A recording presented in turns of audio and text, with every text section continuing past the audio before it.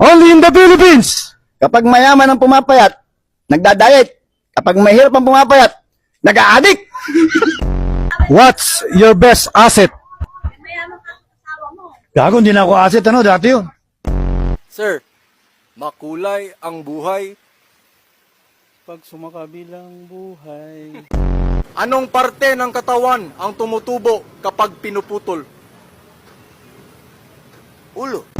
Bigay ng isang halimbawa ng vowel.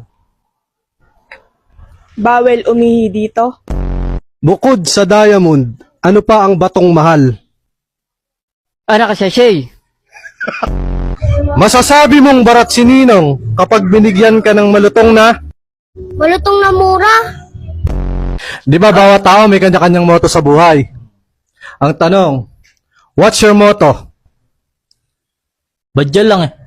Ito nga sira oh. What is the plural form of tomato? Sos? Boss, pwede ka ma-interview? Ano yan? Upal ka ba? Minsan. Anong huling sinabi ni Jose Rizal bago siya binaril? Agay?